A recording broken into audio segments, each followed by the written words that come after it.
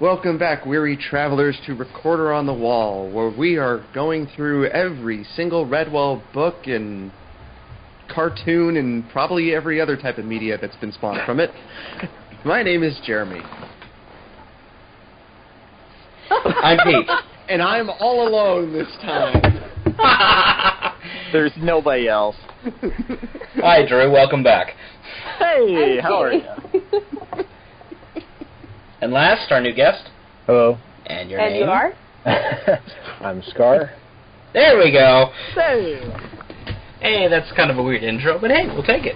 So, Jeremy, where did we leave off? We left off very, very far into the book, even though it was only the first part. Yeah, like the original Redwall and this book, where Jakes would actually go on to counterbalance the three books into three equal parts. In these first two books, no. Nope. Part 1 was 181 pages. Part 2 was actually pretty close to that as well. But we left off as Martin, Gonf, and Dinny had just run into Logalog and were about to continue their journey to Salamandastron, while everyone else back at Mossflower was sitting there going, doo doo doo doo doo doo doo doo doo. Oh, right, we have to rescue those kids that are trapped. Yes. Do we have put to? together a very elaborate espionage. Which we would Should they expect choose to accept it? Yeah, Yes. which we would expect it to take place over a large portion of Book 2, but as we'll find out, that is not the case. Nope. No. But, And yeah. Tsarmina is slowly losing her mind. Well, that's happened when you kind of anger the one guy who's supposed to be kind of in charge of everything. Anger, scare off, we'll come to him. Yeah. So. But we actually truly opened back in Brock Hall, and our Fox and not Fox, Mask, going by the name of Patchcoat, and Fortunato going by Bessentail, back in Brock Hall, and they're totally going to betray everyone, guys. Yeah, that's it. Mm-hmm. Oh no. And, yeah, they put the it's like, it's not even a question. Everyone kind of looks like, we all know that's Fortunato, right? Yep. Yep. Even Columbine, which is so odd. Columbine, who hasn't been there 3 days, is like, This is Fortunata. Yeah. Perhaps. I'm smart. And it apparently sounds like Kermit the Frog, but okay. Kermit the Frog here. Here to take over Coat here. That's actually a good interpretation. Let's imprison the Woodlanders.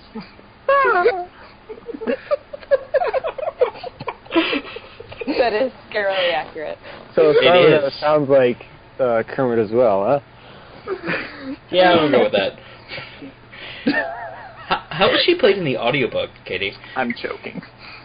Which one? Tsarmina. Yeah. Yeah, she sounds like she's very loud. It's funny because I can tell that they improved microphones by the time that the later books were recorded, because this one, sometimes she kind of blasts the microphone because she actually, when it says screech, she screeches. Large, hammy acting. Yes.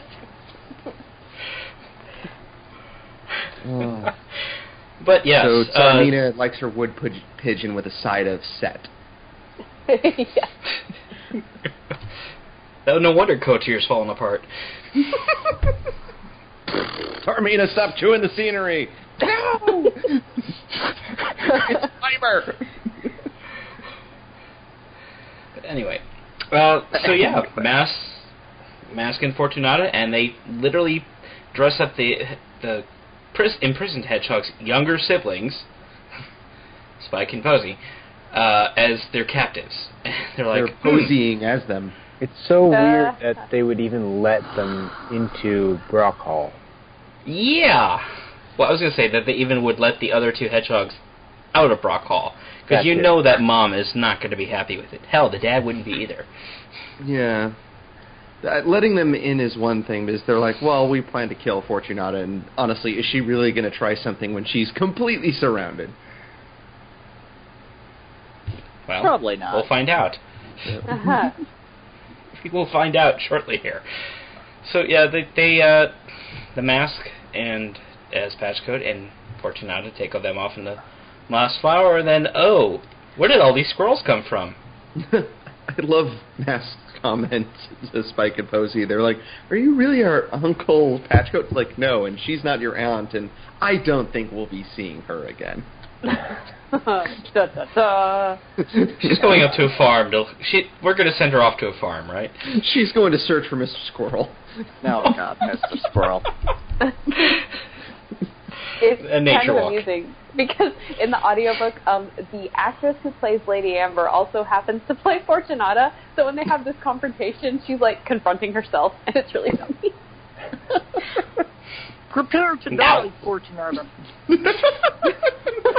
No! It was the other guy. Kill him. So, yes, Amber confronts Fortunata, and she's all alone with 10 of her squirrels pointing arrows at her. And, yeah, she's like, yeah, you didn't fool anyone. So, Pincushion. yeah. You Hey, die do you now. know what? Hey, Fortunata, do you know what happened to Saint Sebastian? Who? And yeah, she's very dead. She's just You know what very, happens very to- dead. Do you know what happens to a fox when struck by 10 arrows? The same thing that Oh, happens what? to everything else. That line sucks.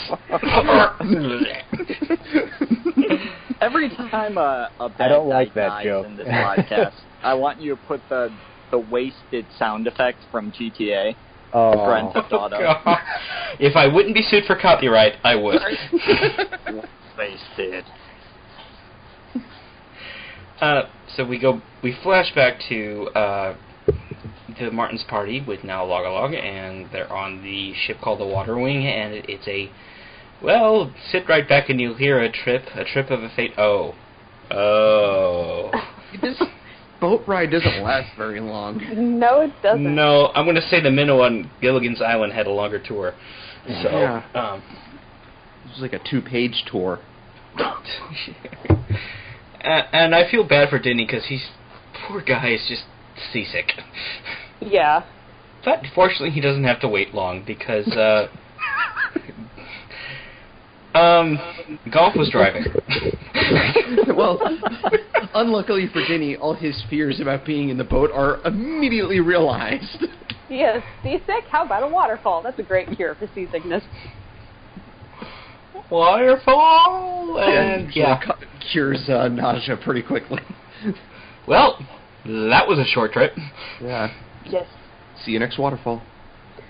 So, Oh. I have a question. When you guys first read this, were any of you worried that Gonk was actually dead? No. Because I wasn't. Like, Way back when, I can't remember. I had a different moment in book 3, which I will bring up when we get there, but I can't remember if I thought he was dead or not. Marvel desensitized me to that sort of stuff. oh yeah. You know, Brian Jakes isn't afraid to kill characters, so there was a moment there where I was like, oh no, and then immediately I had to skip ahead to the next chapter. I was like, oh yeah. Yes. Yeah, like, Yes. Jake usually doesn't leave you ambiguously wondering if the character's dead, except for, I feel like, in Martin the Warrior, because I didn't think that Rose was actually dead. Rose is dead? Yes. I Okay, can spoil we've that. run that joke into the ground. Okay, that joke is now dead. That joke And I'm is not better saying than unambiguous, it's dead. Beat me to that one, too. The joke is dead? Oh no! Yeah, I'm pulling my Papa Abbott card here, folks. The joke is dead. Yeah, thank you. So But we pick up after the waterfall. Tsarmina is like, "Oh, Fortunata's dead." Okay. Oh well. What do you want me to do about it? And Ashleg actually seems sad about it. Actually, well, kind of. When she asks, "Is she dead?" he just responds, "As a doornail, m'lady." Yeah, but I mean, doesn't it say, like, they found Fortunata and he said sadly, like, I don't know, it seemed like he was at least a little sad. Well, that's one less person that the blame can be distributed upon. Yeah. Yeah, but it means paperwork for Ashleg and Vermin HR, so... Yeah. And then we get Mask as Patchcoat beats up Cludd and then gets out some exposition about himself at the same time. And Tsarmina, who knows really nothing about this guy, goes, "All right, I'm making you a captain. Cludd, you're now demoted." What? Yeah. And then, Ashleg's like, "Wait a minute. Good. Okay, you know what? I don't care. I've got enough paperwork to do anyway." Yeah. He's done. Yeah, he only said that she was dead. That was it. Yep. Okay. Yeah. No, we tried tracking those woodlanders, m'lady, he reported sadly, but they're well away. I found Fortunata east of here full of arrows. Her body's on the parade ground. Oh. I read that sadly in the "they got away" part. Oh, okay. Yeah. But, Tsarmina is still she's turning Kocher very green, because she's, we're gonna just throw her out in the woods for the eagle. Oh. Recycling. Oh, dear. Tsarmina cares about the environment. Apparently. So, yes. But she doesn't question this lucky find of a random fox who is actually more military trained than pretty much everybody around. Yeah, okay. And I thought it was kind of clever how the Woodlanders and Mask pretended to, like, be fighting, and, like, from a distance it looked like he was trying to grab the hedgehog. Yeah. Was that Mask's idea? I don't know if we ever find out specifically. I think it was supposed to be his idea, but it would make sense. Because of clever. Well, when we wake up, Martin is, besides the fact that this is the second time he's underwater, I had a bad experience. He wakes up, and he hears a voice basically saying, "Hey, he's not dead. Let's pour something down his throat," and we're not even told what it is, just that it's medicine. It's medicinal. Yeah, we'll say it's medicinal in nature. But what he thinks is another mouse is, well, it's a bat. It's our first appearance. I am the night. And I was going to try to avoid they're in the bat cave joke, but okay.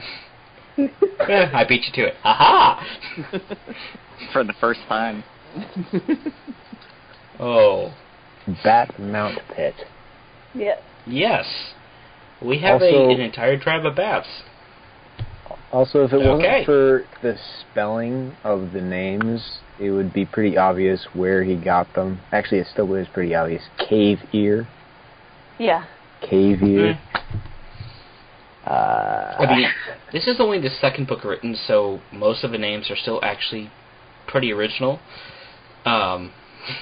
We haven't gotten to the point where you could tell he's stretching just a little. I don't know. I thought Ungat Trun was a very creative name. No. Not so much Floater, though.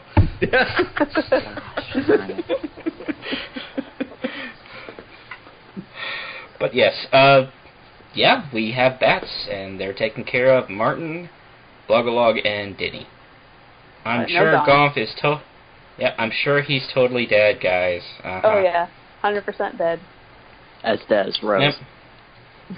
Yep. Oh, that's not nice, dude. That's a measurement we can use now. Oh. There was a line. Yeah. We're gonna move on. And we put another line. You cross that one. It's like that scene in The Mask.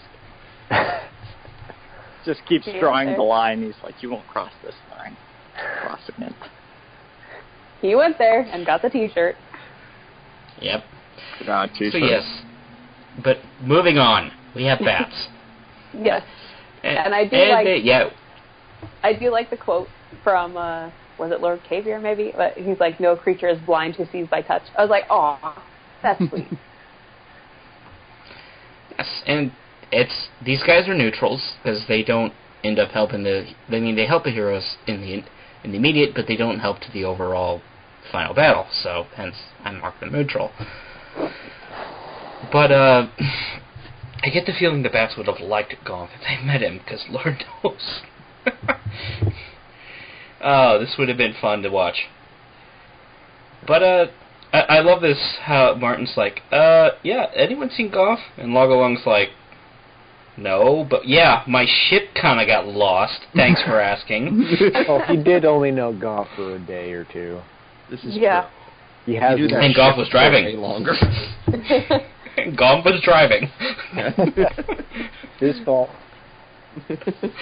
So yeah, thanks, Martin. Did it. But yeah, they help remove an owl. Yes. Yes. Yes, they do. I'm getting to that. They're like, but yeah, there's only one way in the mountains. So you're kind of stuck with us. Okay. But before we actually get to how they unstick, we flash all the way back to Mask, and either military discipline has gotten so badly down here, or the fact that a Woodlander is actually the most effective officer we're going to see until, well, Bane. Yeah, it's just kind of telling about how discipline has really gone to hell since Verdaga died. I do like how the first guard he runs into, he like berates him into shipping him up, and then the next guy is like, oh shoot, Patchcoat's coming. He literally sweeps up the area so it's less dusty just to try to impress him. Yeah. That's great. Mm-hmm. But he goes in to talk to Gingivier, and he's like, yeah, we're going to bust you out. So, good times, right? Well, maybe. Yeah. So smoothly done. Yeah. He basically, just keep your ears open. We're going to get you out tonight, so just pretend you're crazy or something. You're used to that, right? It's become so easy, I'm not even trying. But, yeah, back to the bats. They're like, oh yeah, there's a huge bird out there. We don't know what type, and it likes to eat our people, so we can't. The only way out that you possibly have, you can't do. Sorry. And Denny's like, nah, I can fix it. Yeah, they do. For sake of time, I'm just going to say, look, Denny basically uses a lever to break right where the owl is nesting, and there's a big hole in the roof. And then Log comes up with a futuristic invention called a door. Yeah. Apparently it's a very large owl. So you mean we don't use mushrooms for that? Oh, okay. Well, no. Not in this series. Everything that the bats seem to use is like mushrooms and moss. Well, you don't really have much inside of a cave. So. You made a mushroom door. Technology. Would that help? Mushroom door. Honestly, sounds like something from Minecraft. A mushroom door. Yes. After that. But now that the door is open, we go all the way back to Kotir, right? Yeah. And we get Mask going to Gingivier and like, all right, you're just going to walk in front of me, and the two kids will hide beneath my cloak, and nobody will notice us. And this seems very quick after he just started kind of working there. And so they're walking, and Claude's like, hey, check this out. And goes to step on his tail. Great. Yeah. So we see that the former captain of the guard is basically a teenager. Yep. I'll show you. I'll show everyone. I'm going to complain about this on my YouTube channel. Oh, God. I'm going to block you from my Facebook page. Go to your tube. Yeah. Go to your tube. Or would there be a more general, like, if the internet existed at the time, what would be, like, the Vermin social network? I don't know, but now picturing Tsarmina as a neon cat is entering my brain and won't leave. Oh no.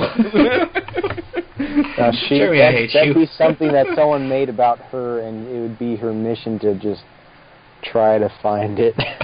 Considering what we see with Ratflank in this book, in this section of the book, I'm going to assume he would have done it.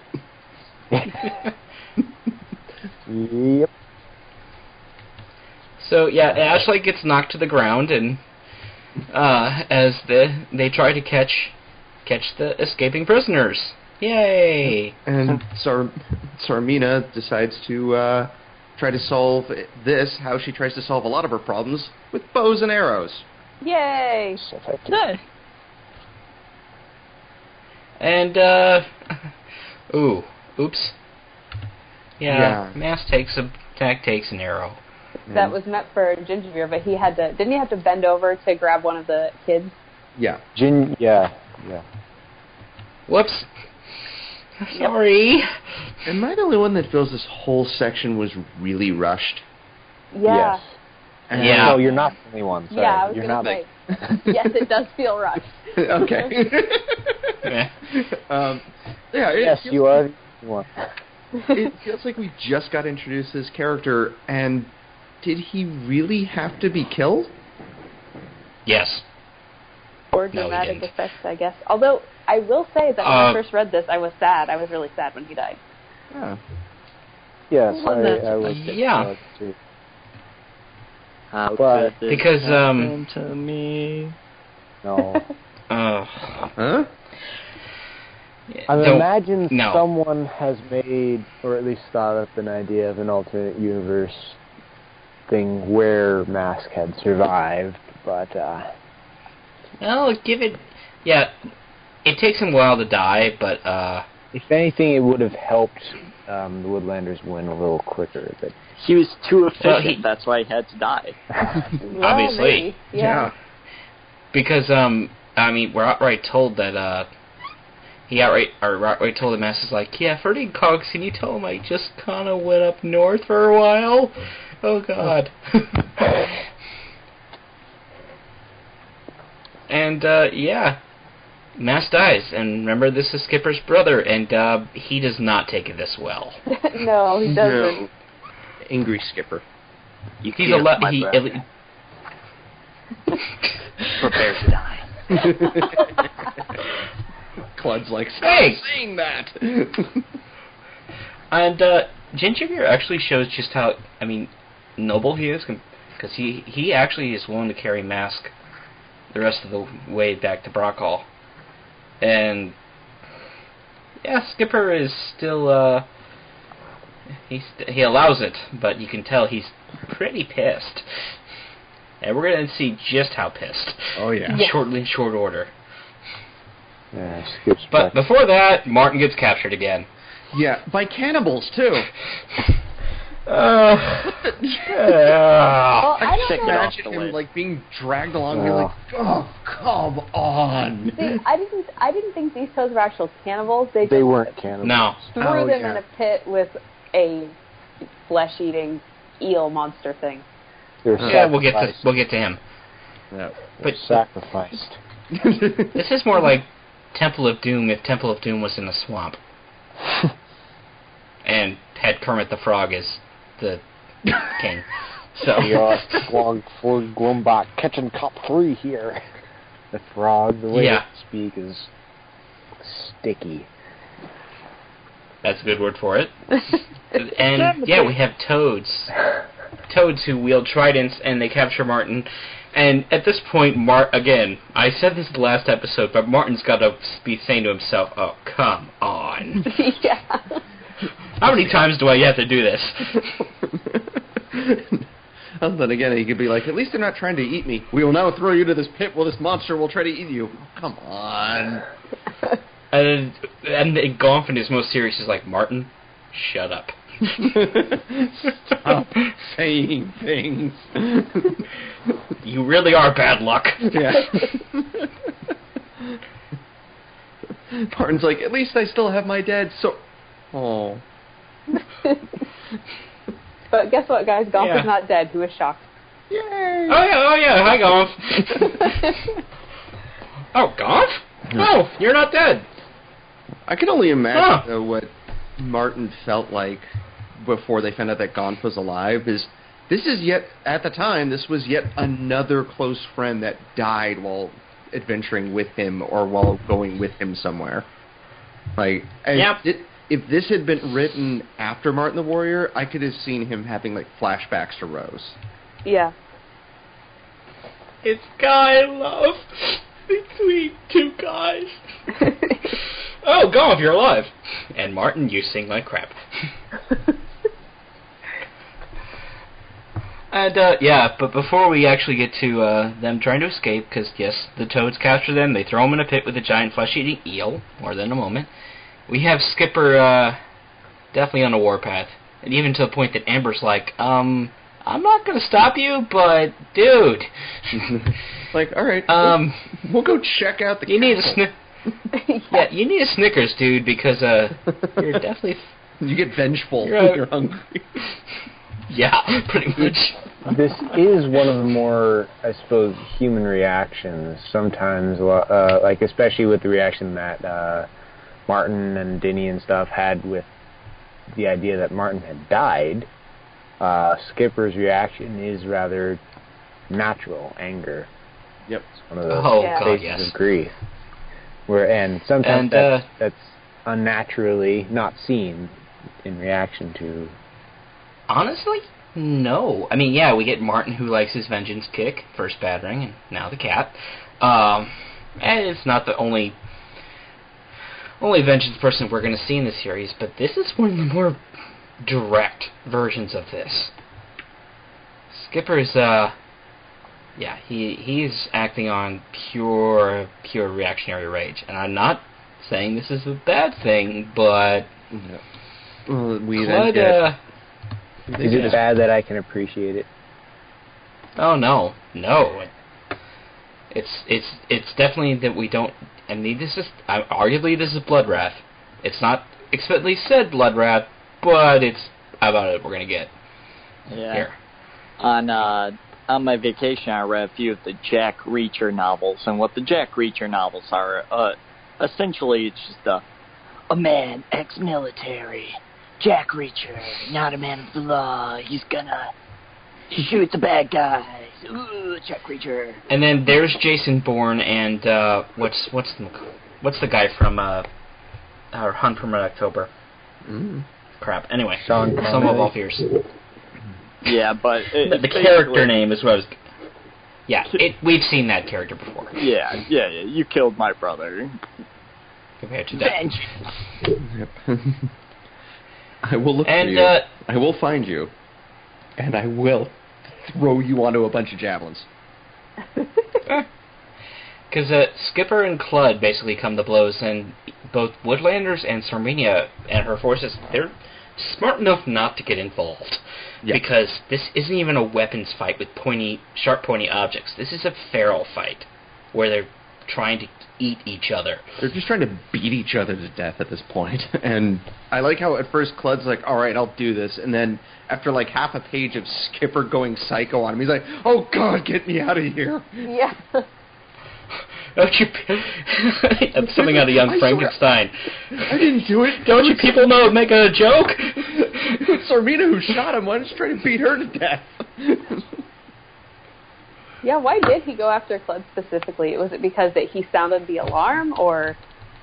Because Cludd... Well, I don't know. Because he honestly doesn't know that it was Tsarmina who fired the bolt, but, Yeah. So... Plot convenience. He basically says, hey, you, I'm killing you. Yeah. So...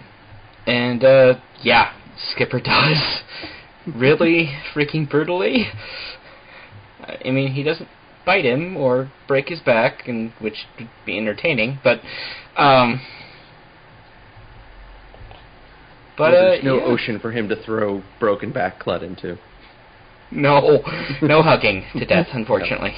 But he does kick Clud into the air, and then he lands on a set of otter javelins, and as we are reminded now, otter javelins are pointed on both ends. Yes. And I don't know which one of the otters makes the comment, but then they shout, "He got his cloak back! He's pinned to it!" Fatality. Skipper wins. Wasted. Wait, is there going to be a round 2? Wasted. No. Respawn. Why would you think there'd be a round 2? He's dead. And rather than just retreat, because obviously if that's one angry otter can do, and she may want to rethink this, they chaos reigns, because then both armies kind of just stop. They look at the dead body, and they look at each other, and then go back to fighting. Yeah, and then the otters escape. They try to go after him, and then all of a sudden, hey, look, there's the pike again, and Tsarmina's like, oh, no. And Stormfin, he's happy to be back. So. Yeah. And then for some reason, Bella is there. How'd she get on the other side of the river, by the way? I don't know. She just kind of pops up there and is like, "Hey, cat, get out of here." Mysterious. Cut it out. Yeah, cut it out, and then she just disappears. It's like, all right. Slaps. Apparently, Bella is Batwoman. Bad kitty. And Tsarmina takes it well. She's just like, once I would have shown you mercy, but not now. I'm going to kill all of you. But hey, where'd they go? Yeah. Hey, get back here! I'm ranting. I wanted a monologue. Come on. And but back with Martin. Yeah, hi Golf. And we're in the scream hole. And hey, what's that thing writhing on the floor? Oh. So that's why it's called a scream hole. Which I'm going to try really hard not to call him Snaky Fish, but I just think of Tagarong, and then sometimes I just say Snaky Fish. I'm okay with that. I don't remember what his name is, so Snaky Fish is fine. Death Coil. Death Coil. No, I thought that was the other one. Name. Oh yeah, those guys. The real metal name. Let's see. I'm going to call my... It is Snakefish. Okay. Yep. That's it, yeah. But Snaky Fish is fine. Yep. Because it's funny. It makes him sound like... And as much as we pay tribute to the series on this show, we're going to have fun with it. Yeah. Oh, because we haven't already. Oh, I know, right? We ended up calling one of the villains in Lord Brocktree Fraggle Rock, okay? Yes. Fraggle. Yeah, well, sue me. Tsarmina the cat here.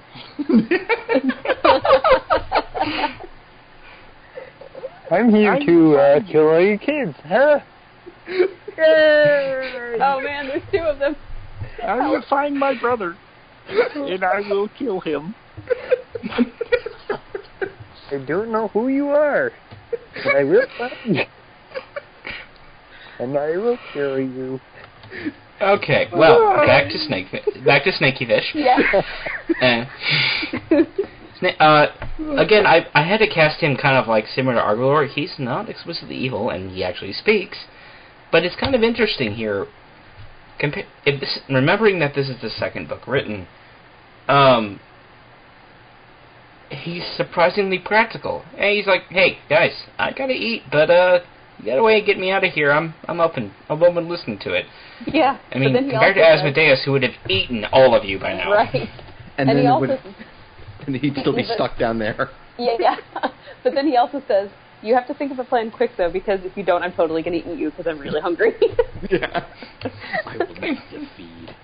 Yes. So... and then, while Tsarmina is out there trying to deal with all the otters and squirrels, she left the base unguarded. Yeah. Completely. That was not empty. Yep. And we get Columbine and Abbess Germain and Old Denny are wandering around and be like, it's a nice castle. Maybe we should take it. And Columbine's like, no, our forces are split. And she gives all these tactical reasons why they shouldn't do it. And Germain's like, when did you become a general? What's going on? Who taught you that? I read.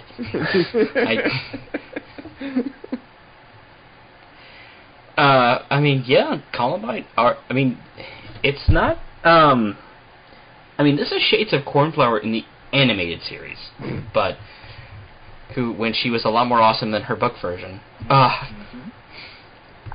think in the book version she was awesome, but in a different way. Mm-hmm. Okay. Fair enough. But that's just me. But, Columbine here, she's just like, yeah, we could totally invade Kotir right now, hold it, and then Tsarmina would just laugh as we starve to death. Yep. So, yeah. But at least take stock of the fortress so we know its weak points, right?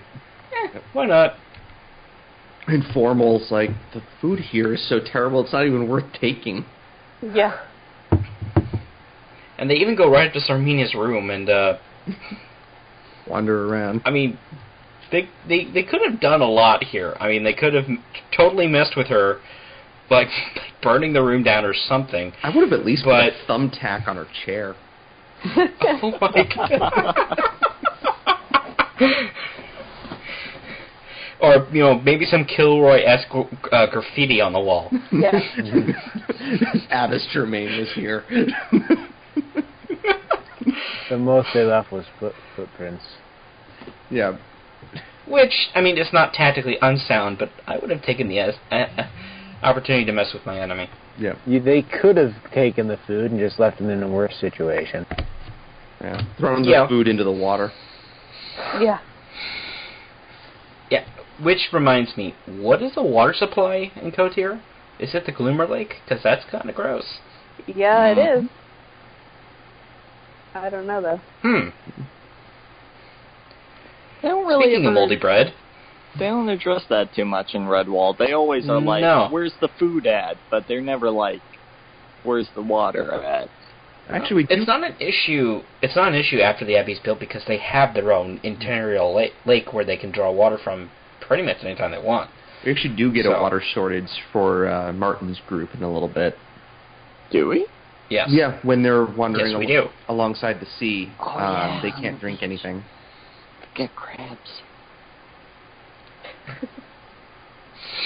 Yes, we'll get to that. And Tsarmina's like, I wouldn't give a paw full of moldy bread. Hey, moldy bread! A lot of you, since you guys let your captain get slain by an otter, I'm like, no one...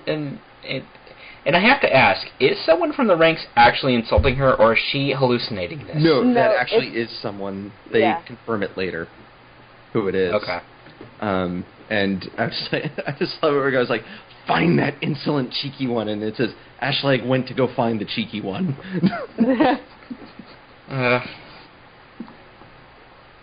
So, yeah. And she goes back up to her chambers, and, hey... there was someone here. And Ashleg's like on his way up and just hears like, Ashleg! And he's like, oh god, now what? Search Kotir. Yeah. And then she really starts losing him. She's like, search for mice and moles. And then as he's about to leave, she's like, no, wait. Where's Gingivier? He escaped. No, that's what we thought. Like, she's like completely lost her mind at this point. Yeah. A fox that isn't a fox. Yeah. She was definitely at the Sligar levels of nuts. Yeah. So all the Redwall's efforts have had the unintended effect of driving her nuts. Like, they have all these different plans, but they never really think for a second, like, I wonder what the psychological effect on our enemy is. No, psychological warfare is not really used very often. Maybe arguably Clooney with the whole stealing the tapestry, but... In Matameo, when Cornflower dons Martin's armor. When they make there's that too. There's definitely that, but yeah, And also, as we see later on in this book, kind of Salamandastron itself has a bit of a psychological warfare on everything around it. I mean, it's not like it's a fortress of badger lords and trained fighting hares who keep the ghost line safe, and that's about it. So. Well, no, because they use like the booming voice from it. They have like the fake dragon skull and the fire shooting out, things like that, to try to make it sound like this mystical place, which I guess it actually kind of is, but just not in that way. Yeah. But meanwhile, back in the scream hole. Yeah. There could have been a better name for that. Yeah. Well, they get out, like, Dinny digs out, and then Snakefish flies up and goes, "Stone flesh!" And yes. I would like to point out another parallel. The swamp creatures that captured Martin are eaten as punishment. Nom nom nom nom nom. Yep. Waka waka waka waka. Snakefish back on the menu, boys. I can just imagine kind of popping as he bites down on them. That is for kids. Yeah. Just like the sound of balloon popping. Yes, precisely that. And then, and then they managed to catch the Toad Leader, who we didn't even bother mentioning for now, Marsh Green. And hey, which way's the Salamandastron? Oh, that way. Show us. Oh, fine. Yep. So. Does anyone see the irony in the frogs using tridents? No. Okay, frog hunters use tridents to get frogs. Oh. Oh. Did not know this. They're frog hunters? Okay, people eat frogs and they use tridents to get frogs because the 3 prongs are easier to get a frog if it hops away. So it's got more area to gotcha. Get. Okay. Useful stuff so we're gonna to know. Yep. The more you know. But they let Marsh Green. Eventually they let Marsh Green know, and then they're on their way, and guys, and they can see the flames of the mountain. Yay! They're still miles away. Oh God, yes. Still took them how long? 2 days? I like that. But yeah, back in Mossflower. Meanwhile, at the Brock Hall. Oh my God. Yeah, the Woodlanders are eating pretty well. So yeah. And as they're enjoying their plentiful amounts of food, they're like, "Hey, maybe we should flood them out." Why not? Yeah. I do like, though, that we actually get to see the group in Mossflower, actively doing something instead of just waiting for Martin and Boar to return. Abbott Mortimer could have learned something from the past.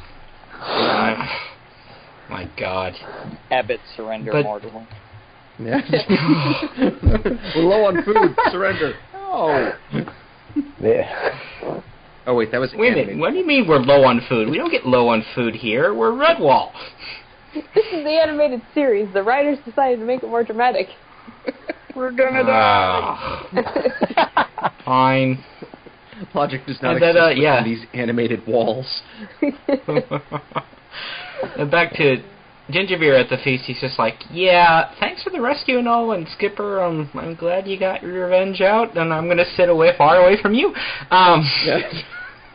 But, yeah, I'm going to have to leave, because if my sister knows she's here, she's really going to hunt you. I mean, it's bad as it is, but I need to go. But a little more in a sad voice than that. Yeah. Yeah, this is like the classic Harry Potter move. I must leave to keep my friends safe.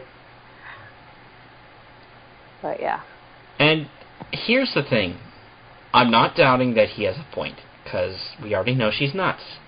His sister will, if she might burn down the forest if the mood strikes her. But he could actually, if he could be a figurehead for both Woodlanders and, show her troops that, hey, there's another Wildcat out there, and hey, he actually cares about the people under his command, and hey, he has food.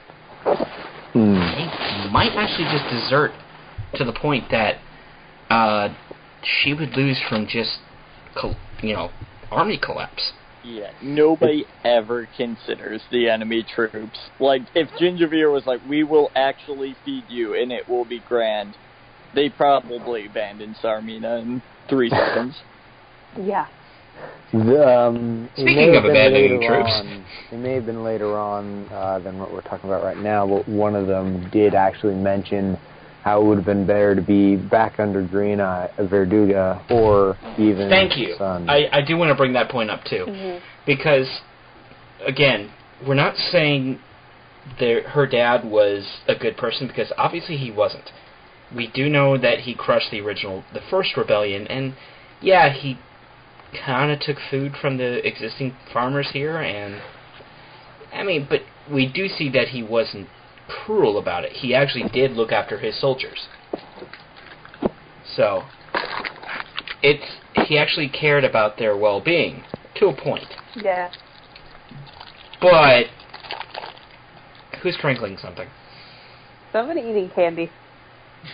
Yeah, apparently. I am, but that time it wasn't me. I do have Coca-Cola little gummy bottles, so.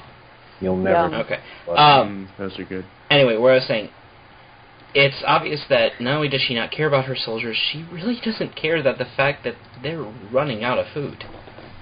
Yes, she's not at this point, but... Yeah. I figure. Not a very good strategist.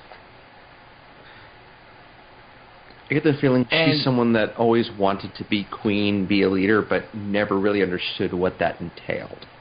Yeah. Entailed. Yeah, and... I didn't... That pun was not on purpose, but I realized it right after I said it. Coram was... You could arguably make the case here that if the more executive power she took away from Dad, and the more she pushed the Woodlanders to their breaking point, if she had honestly realized what she was doing, or her brother was in charge, none of this would have happened. Power is a hell of a drug. It is.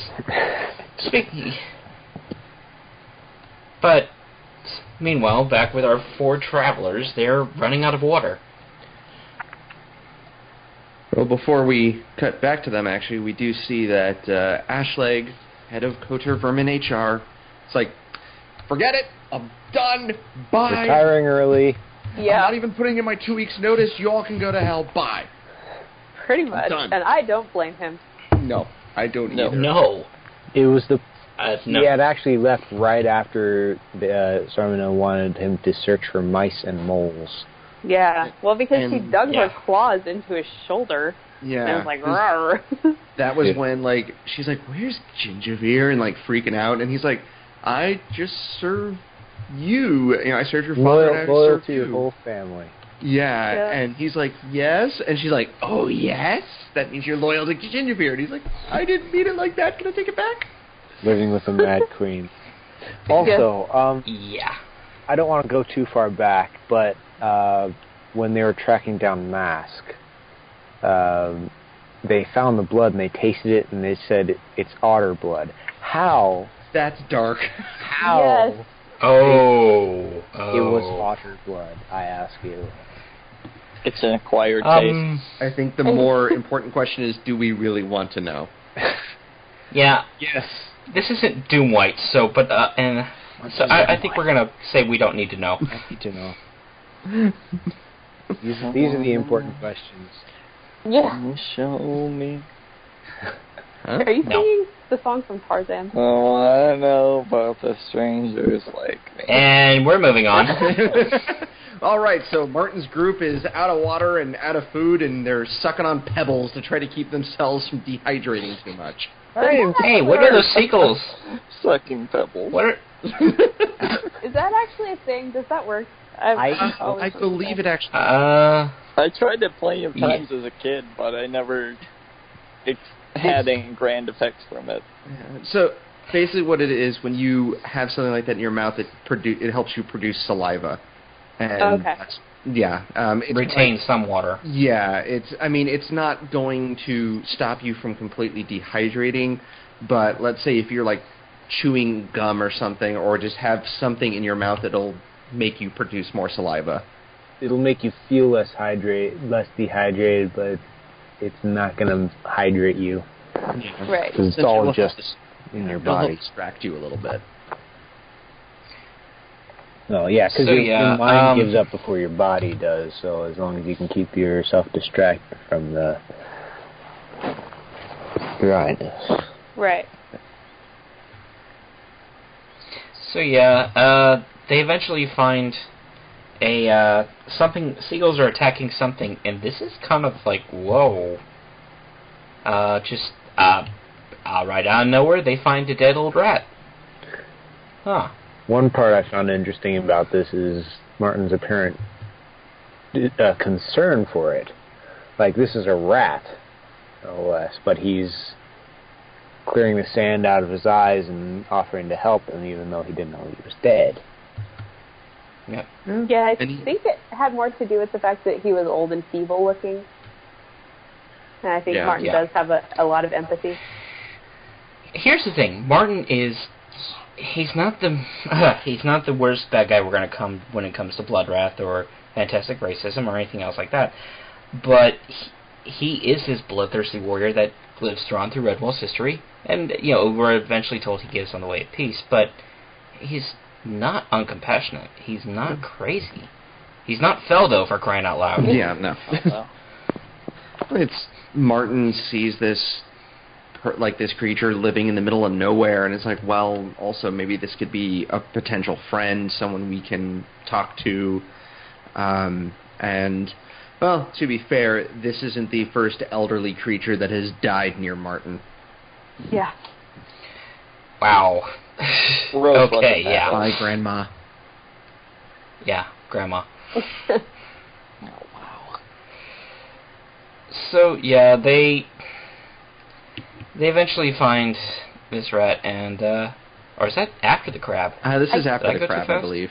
Okay, so gone chances with the crab. Before. Yep. They get attacked by this deadly monster that Gon starts dancing along with. Yes. I actually find this funny every time I read it. I love it. Gon's just so ridiculous. And he even bows to it, and he's like, "Thank you very much. I look forward to seeing you at the next, just rock know that social." If looks could kill, yeah. the crab would have murdered him 10 times over. I thought the crab was more confused than anything else. It's like, what just happened?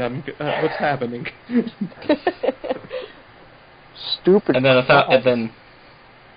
And then 20 generations later, this huge crab shows up at Redwall. I want Gom's descendants! Where are the Gonfalins? Yeah. Speaking of Doomlight. Yeah, exactly. Yeah. Yeah. And then, now Kled is gone, Ashleg is gone, although Tsarmina only notices, Gingerfear kidnapped Ashleg. Yeah, sure, we'll go with that. Gingerfear has kidnapped Ashleg. I am Gingerfear. I kidnap your soldiers. Tsarmina's like, I'm not insane. I'm totally normal. Those voices in my head told me so. Lady, have you been drinking the salt water?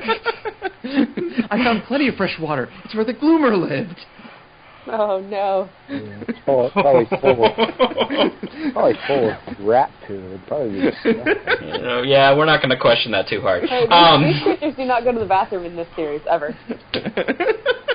Yeah, I've noticed. They're endless food receptacles. Have you seen how much food they eat? Like I said, they're endless food receptacles.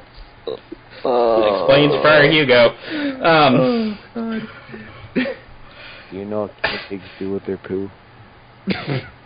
We're not... No. Moving on. I'd like to point out that Ratplank's name is essentially Rat Butt.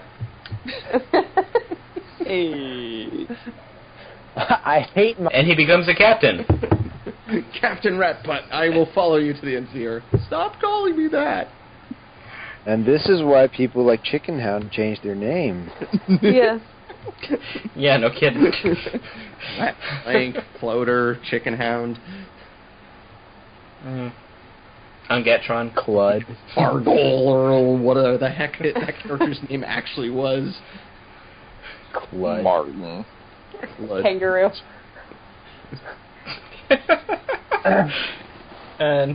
But yes, Brog and Ratflank are made captains, and they really should know better by now. But hey, okay. It even says like Brog was at first happy he got promoted, then he immediately regretted it. But there's no HR to complain to anymore. Yeah, I was gonna say, it sounds like the typical attitude for all the ruling people in this fortress. Like, somebody's like, yay, I'm queen. Oh, man, now I have to actually make decisions and stuff. Now I gotta do responsibility. Stuff. Yeah. Is this what it feels like to grow up? Yes, unfortunately. So afterwards, that's where we run to the dead rat, touching with seagulls, and they raid his house for food. Well, he's not gonna use it. Sorry. I mean, they're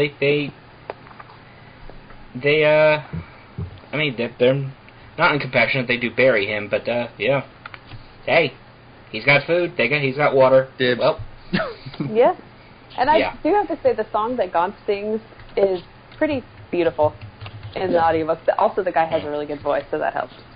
How do they play it? I mean, do they play it serious? Or Yeah. It's not the, hey, I'm the inside of a swan now. No, no, this is I think it's like the first serious, except for I guess the Grace was a little bit serious. So yeah, this one was totally serious. Well, that's better. Yes.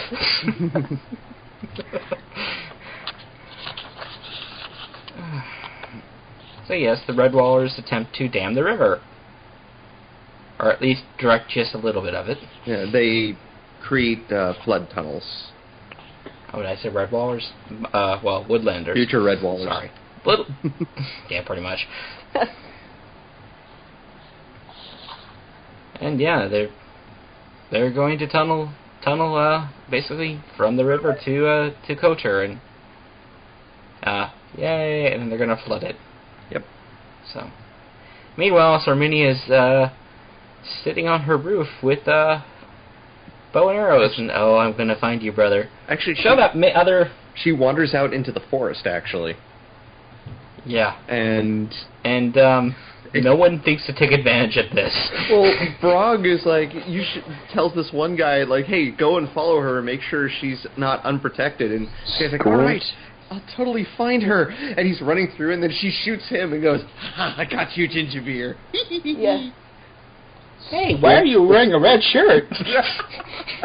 Private Jimmy, no. Squint the Stoat. It's a very catchy name. Maybe if his name had been Eyes Open the Stoat, he would have seen the arrow coming. Maybe. Too soon. That was his brother, and he didn't want anything to do with Kotir. He was woke. He was woke. He left. Oh. I want to die after using that word now. Thank you. So, while Ratflank and Brog are raiding the remaining food stores that are actually decent, they're such responsible captains. And I'm sure that'll gain the loyalty of their troops, right? Yeah, he's got a jar of jam on his face, like licking out all the jam.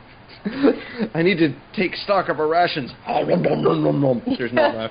It reminds me of the time my sister and I, we were about, 3 and 4, and we decided to climb up on my mom's counter and take the sugar canister down and, dig in with our berries.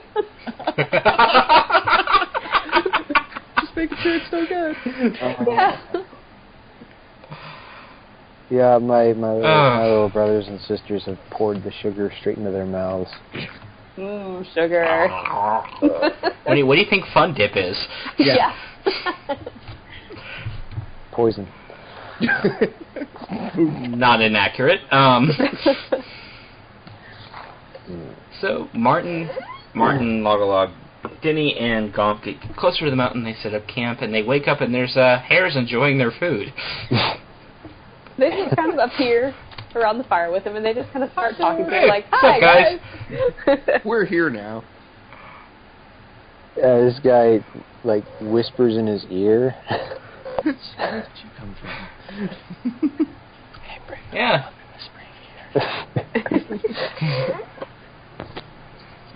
It's not paranoia. You a bunch of jolly old sea rats? No. I killed Badring. Don't worry about Marching. Wait, what?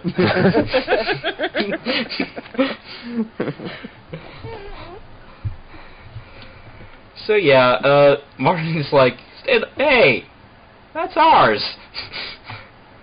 And he stand up and fight, you dirty sneaks, and they're like, sneaks or hares? And I know basils are a prototypical one, but these guys are still fun. Yeah. The way they play off of each other is unique. Well, it gets very boring at Salamandastron when they're not at war. They've got to find something to do. Yeah. Finish each other's sentences. Why not both? So yeah, by the way, we're here. We are here to take it to the mountains. So yeah, let's get going.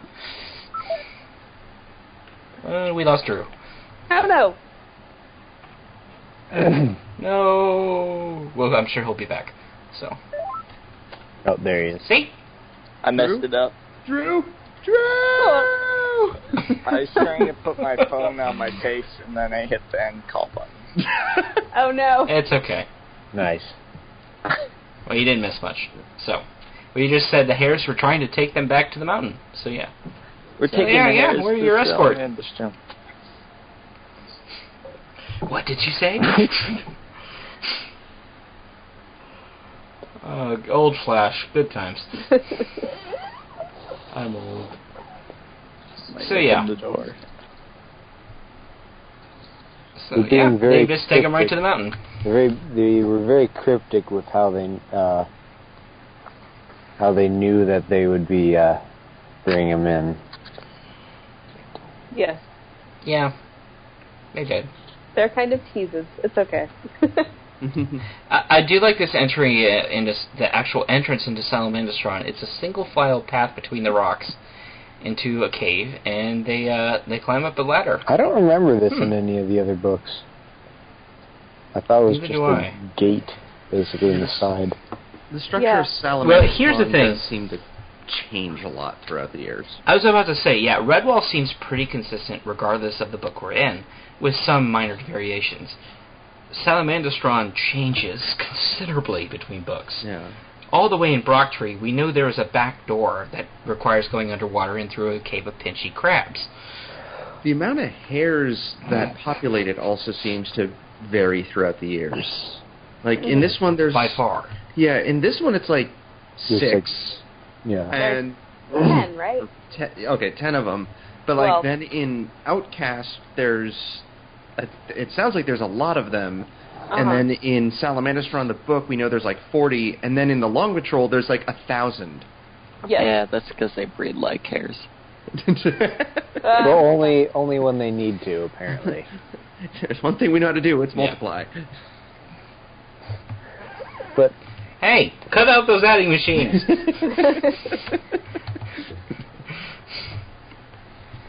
So yeah, and suddenly we get our secondary antagonist for this book too, Bane the Fox. Yes. And because I all know you're thinking of the jokes from The Dark Knight Rises, let's get them out of the way now. Alright, Jeremy, go. I might be able to help you with those Woodlanders. What? That was awful. I can help you with those Woodlanders. I can't understand a word you're saying. Unfortunately, I can. You were born in Mossflower, but I had adopted it. I when I first read the book, I had opened it up to a random page, and I had seen Bane, and for some reason I had figured that Bane was actually the Badger, and I thought that they had gone to go find the Badger, and he had turned sides, and I was like, oh, this is going to be good. But then I was wrong. Still, unfortunately, I was actually pretty interested. I thought that the Badger would be the good guy, but For some reason, I thought that Bane was the badger. Well, we've never really addressed it on the show, and we're going to need... And honestly, I want to save it for both Outcast and Tagarung. But no, we've never really talked about the whole species-determining alignment. So, yes, we've had actual little individual traders. Freaking voles. Yeah. But there's been very few people who've actually gone full-fledged against their own species stereotype. We're going to talk about the occasional cases that do come up, but this is one of the biggest noted criticisms of the entire franchise. How do you guys figure Brian decided what species were good and which ones were evil, quote unquote? I think in an interview he said, like, by the name of the species, like, a fox sound like a shifty fellow, like the kind of the names of the actual species he thought sounded good or bad. That's what it seems like. It was like weasels and rats. I've heard that it was also based on folk legends and how these species that are talked about are usually the bad guys. They're tricksters, stuff like that, in folk tales. Because before I thought, based on basically meat eaters versus vegetarians, but badgers and otters are both meat eaters, and badgers are actually far from the noble creatures that we see in the Redwall books.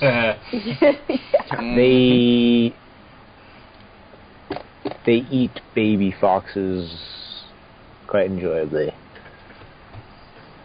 So pretty close to the badgers in the Redwall series. Babies. Ones we've seen. Mushroom. Gosh. Oh no. Also, otters are in the weasel family. Interesting. I also was just thinking, do the villain tribes ever have any water-going creatures? Like, the good guys have the otters and later on like seals and stuff like that, but are there any water-dwelling villains in this series? I mean, there's water rats. Water rats? Yeah, I mean, that's true. That's all there's voles.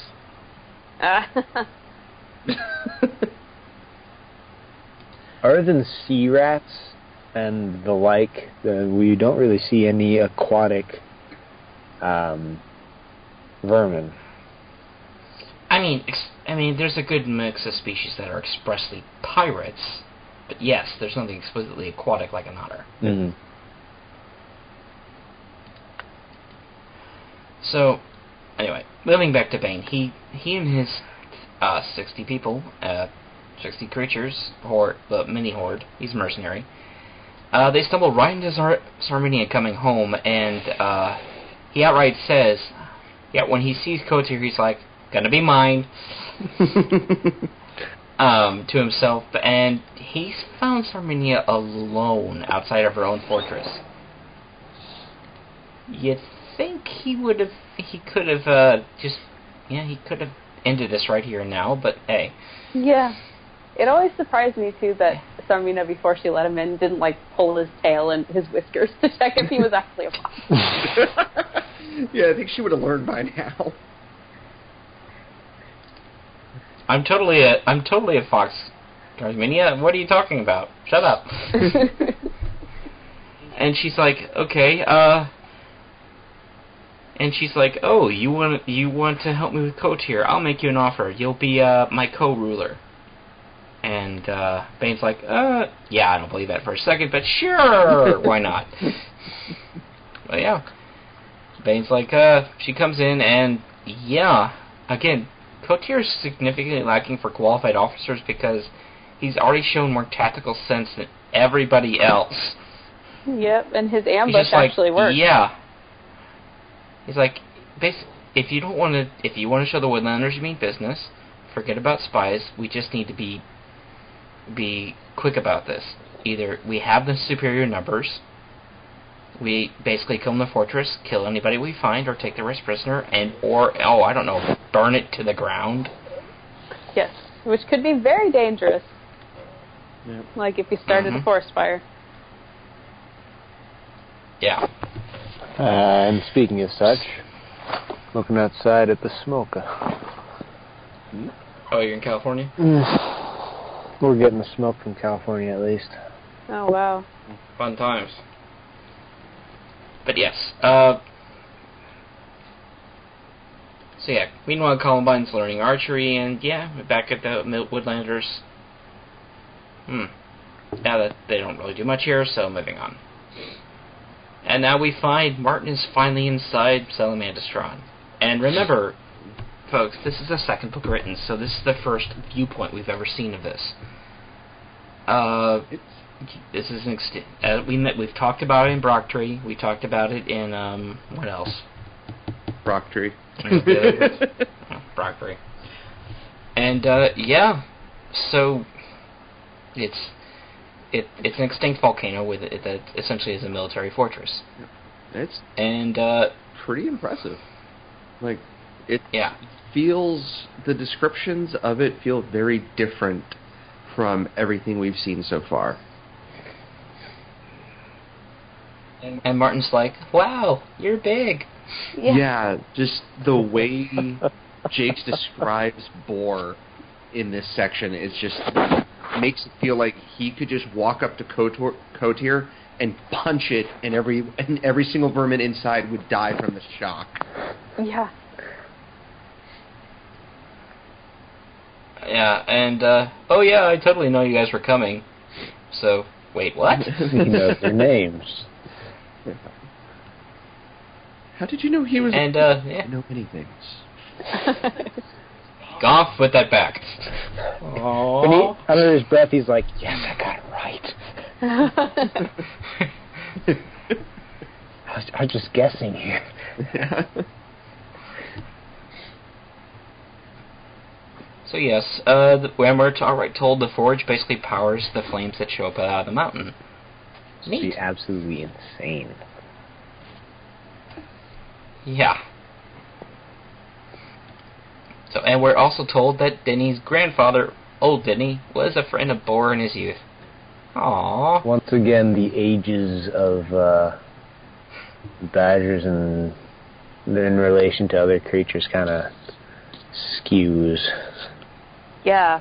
Also, Ripfang must be super old by now. No kidding. According to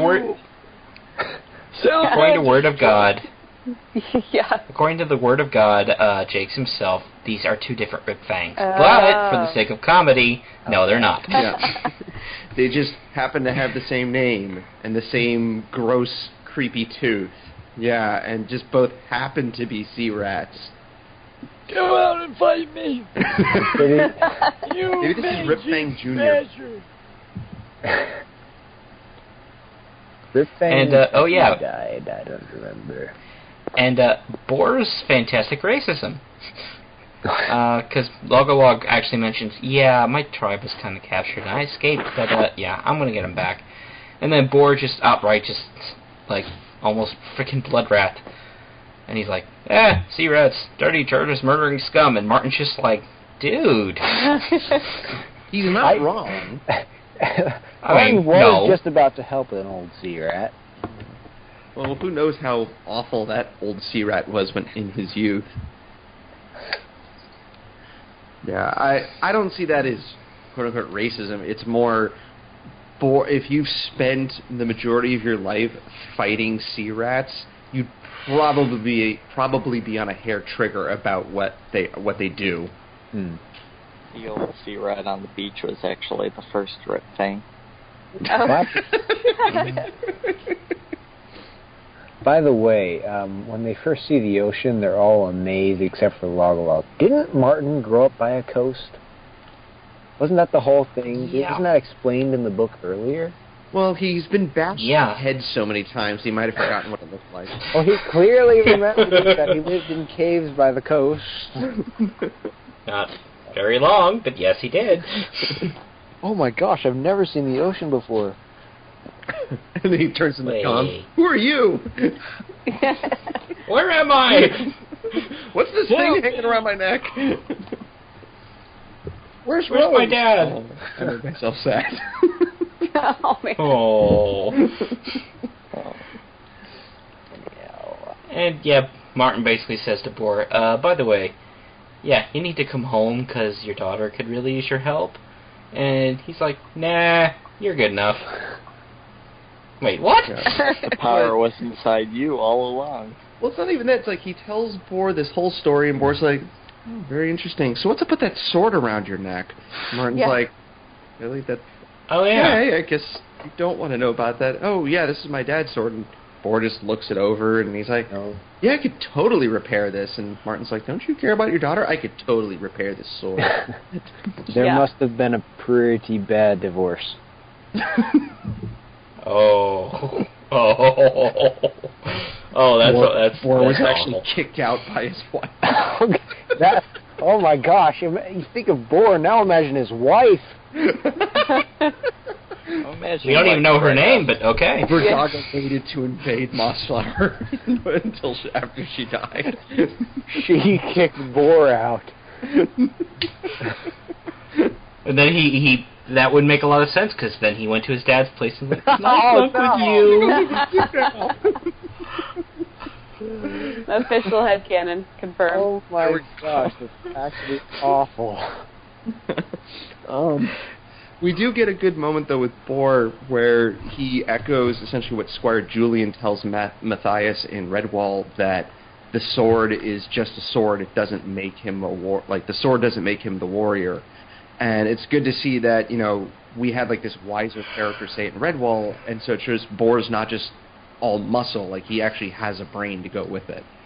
Stop trying to impress your values and these lessons on me. I'm trying to enjoy this book.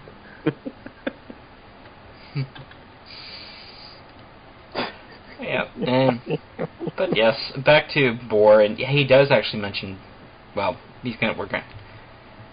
Oh, before we get to see Brocktree, and we're going to get to him in a moment. We find that the quartet is finally getting down to sleep after a very long day, and they even had a bath that's warmed by the forge. That must have been awesome. And Gomph is keeping everybody up with a song. I give this is one of the best comedy moments. Yeah. Like, what rhymes with deep? At last the weary travelers have reached their heart's desire. We quested overland to reach the mountain of the fire, to meet with Boar the Fire, who knows secrets deep and dark and deep. Dark and deep. Gomph sat upright, scratching his whiskers. What rhymes with deep, mateys? 3 wet towels knocked him flat. You might try sleep. Yeah. I almost would have believed that if Gomph even tried anything more, Mark would have gagged him with the towel. Go sleep. And that you can't silence Gomph, he's a force of nature. But yes, back in the Woodlanders, they get ambushed in the morning, and it's one of the more, I wouldn't call it successful, but yes, they do rout the Woodlanders temporarily. I would call it catastrophic. Skipper takes an arrow, Amber loses an ear. Ow. And, they get the heck out of Dodge. They lose about 6 people, and that drives them into a mad rage. Yes. Yeah, about that. We're told that the Woodlanders lost 6. Okay. And Bane's like, well, how many of ours did we lose? Oh, 10. Yep. Acceptable. Yeah, this was a victory? I think he was more in shock, like, wait, what? Seen it all before. Yeah. How many of ours did we lose? 3 ferrets, a stoat, a weasel, 4 rats, and a fox. Bane shook his head in amazement. Good job, we outnumbered them. No prisoners? I think he was referring to the Woodlanders, like, holy cow, they're actually not that bad. Like, this is why Tsarmina hasn't been able to defeat them. But... yeah, Bane, you might want to get out when you still can.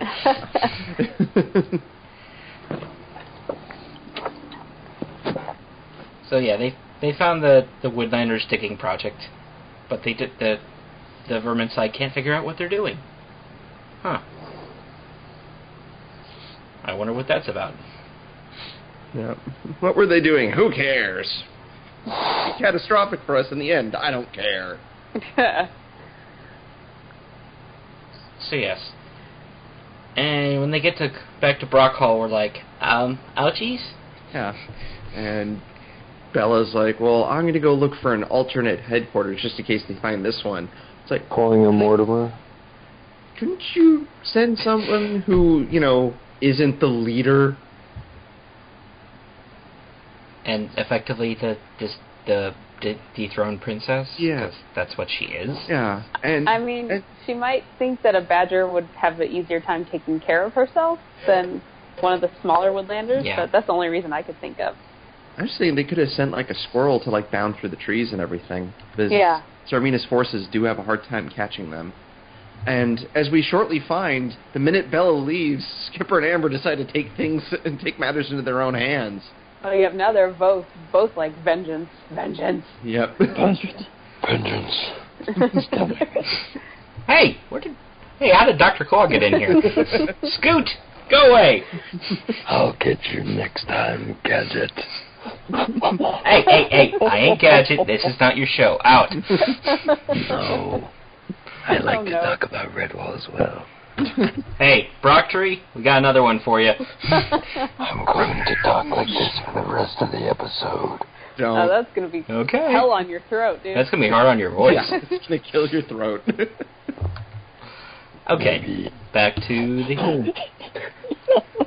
So we flash back to Salamandastron, and they're having fun. This is basically a beach resort at this point, because they're like, I would like to point out Chapter 37, at least in the original softcover release, it spoils Martin's new sword. It does in the ebook version. 37 is his sword. Sad. Thanks. Yeah, ebook does it too. Thanks for that. Great. I don't know, that never bugged me back in the day, but this time when I was rereading it, that really ticked me off. I was like, oh, God, thanks. Okay, so Boar leads Martin up to the stash room. Boar's like, I got this new thing delivered yesterday. You're gonna love it. Why only Martin? And then there is Brocktree sitting in on his armor on a throne. And when I read this, I'm like, that's just his armor, right? Or it's a statue. Nope. Oh no. No. I'm the ghost of Brocktree! Dust my armor! Slow That is Jinkies. Salamandastron, Seriously disturbing. Dust it. Boar's like, dead people. That's my dad. It's like I'm going here like, hi, Dad. Slowly. Boar uses the old helmet as a bong. Yeah. Oh no. Gross. This is going to be edited out. Maybe. I haven't decided yet. Alrighty. Probably. So yeah, I love this bit where Boar's like, where he touches his dad reverently. That's my dad. He was when I found this place. He was alive and still well. He ruled here, and we were happy for many seasons. And then he died. Now he's part of the Legend of the Mountain, and I totally didn't just crash here because my wife kicked me out.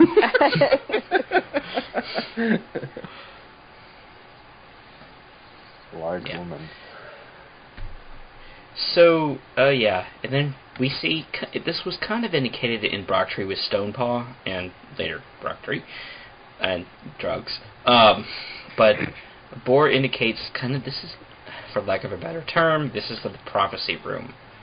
And we even get the same names that Stonepaw mentioned. Hey, it's Earth on the Gripper, Spear Lady Gorse, Oostripe the Wild, etc. And, apparently this room tells the future, and, oh my god. What? I'm sorry, I'm going to have to call this out, because this is one thing I don't mind a bit of mild destiny, the whole Matthias, this Martin thing, fine, whatever. Because there's some, but the idea that not only do badgers can see the future through drugs, and carve it into the wall. It's a little much for me reading this as an adult, and I'm like, really? This is... Ugh. It's not an element I like about this at all. It's not explained very well. Yeah. No, it's not. I mean, we can't even say, oh, Boar's a seer, because that's a thing that happens in the series. But not here. So. Yeah, it's just weird. And, he figures out that he's going to die. And I think, is this the first time he realizes it? I guess. It was like Martin could see the little arrow that Boar could not see. Huh. His eye, let me see if I can find it real quick. It was something about his eyes being better than... No, I'm reading it right now. Martin studies the picture closely. Over here, it looks very faint. It could be a good troop of trees. Wood or forest, and dark forest was already mentioned. This looks like a whip and an arrow. What does it mean, Boar? And, well, the whip is a scourge of sea rats, and the arrow, which way does it point? Oh, down the hall where your father sits. Oh. Okay, Martin. Yep. And then he gets very angry and screams in the echo chamber, and poor Martin, gets brain damage again. Bad trip. He wakes up, he just has all this ringing in his ears. Yeah. What? Great. Now Martin's got tinnitus. Yep. What?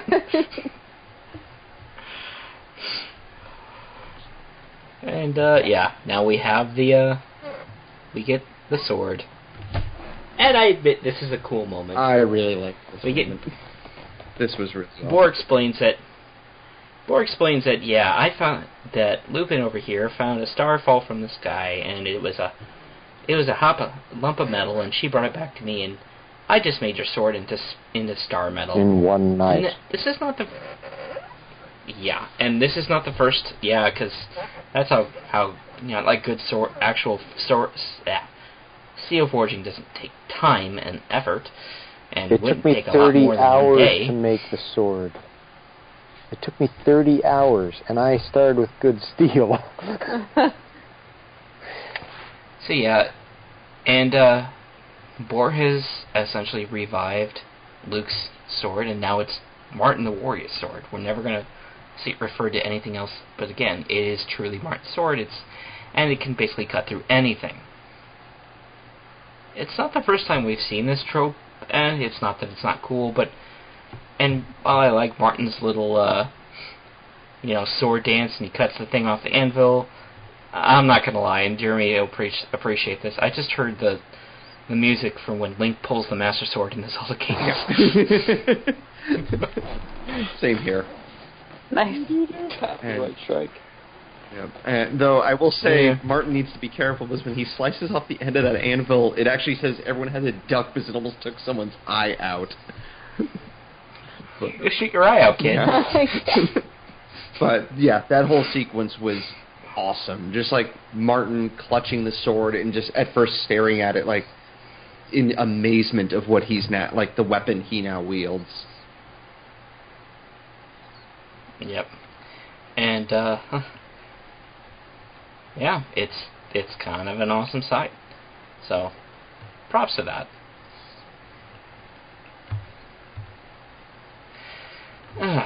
Back to the Woodlanders. Yeah, Skipper and Lady Amber.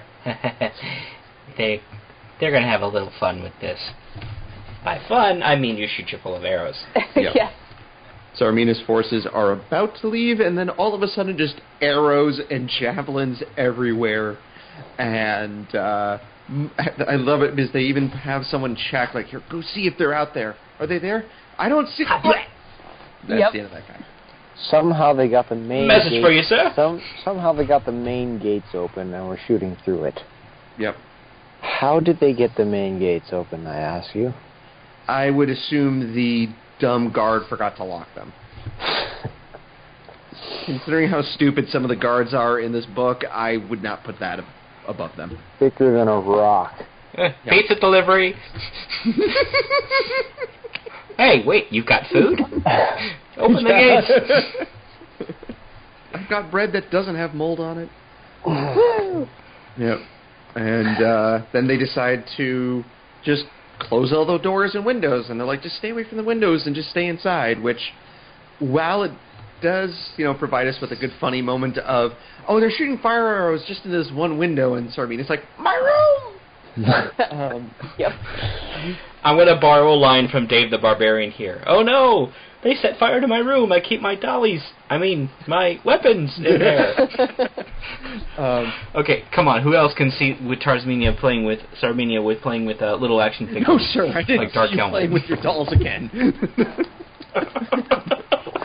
Well, there are no witnesses to that.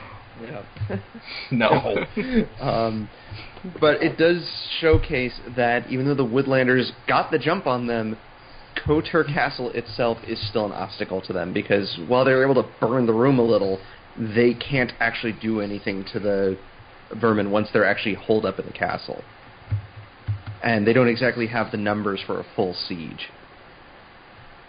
So it does show us that Tsarmina's forces with that castle, that it's still a tactical advantage. It's like an evil rebel. Yep. Yep. And we get back to Salamandastron, and Martin is actually going through some sword training. Huh. That's a good idea. Yeah. It does say that really? There's not much that you can teach him, but then Boar takes it a step further. Yeah, and he's like, turn it up a notch.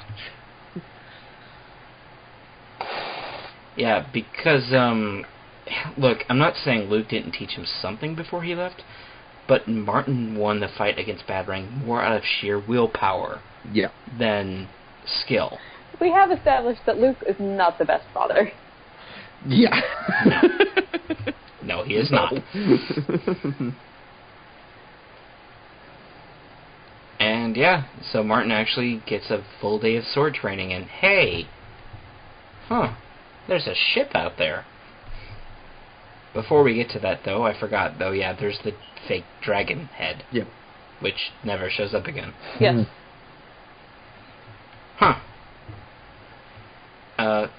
Yeah, it's basically a dragon head. They put fire into it to scare the rats. And there's the ship. It's there, I guess. I love how Lupin kind of pulls on Boar. He's like, come away. He's just trying, like a mother. It's kind of cool that they have such sort of a close relationship that she feels comfortable doing that. Yep. I do like afterwards where they essentially have the moment where Boar challenges him and they see him nod essentially with his flag, and Martin goes, then you're going to fight Ripfang tonight? And then Boar just looks to him and goes, no, I'm going to kill him. Yep. I'm like, that made me shiver. And then at one point, Martin actually said, or Boar says, hey, Martin, this really isn't your fight. You can leave. But Martin's like, no. You made me this sword. At least I can do is stand by you. Yep. And again, he speaks for the whole group here, and I have to think Logolog's like, about that. I just joined up with you guys. No, they all agree to it. Yeah. So consensual. Yep. And but he forbids the two hairs we're introduced to, who are kind of the married couple with kids. They're like, yeah, you guys get to stay inside the fortress alone. Keep the fire burning. Everybody else, you're with me. Now here's the weird thing, especially with the aging. Those two, Starbuck and Breeze, was it? Yep. Mm-hmm. They were young in this book, but by the time Sunflash gets there, they are old and decrepit and dying, pretty much. That's how old they are. Yep. And Sunflash is not old. I mean, he's not old when he gets there, but he was a baby when Bella was. Or Doctor. It's like, I wouldn't say baby. He was maybe teenager. when Verdaga came in. The ages are interesting. They are. Well, they've established that badgers age slower than everybody else, or at least live longer if they don't get killed in battle. I mean, Craig lives through like 3 books, so yeah. 4 books, actually.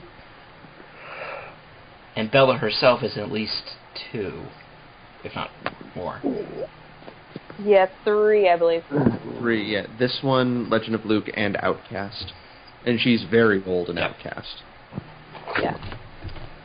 But yeah, then Bor he gives them an opportunity to make it to the Searat ship and steal it.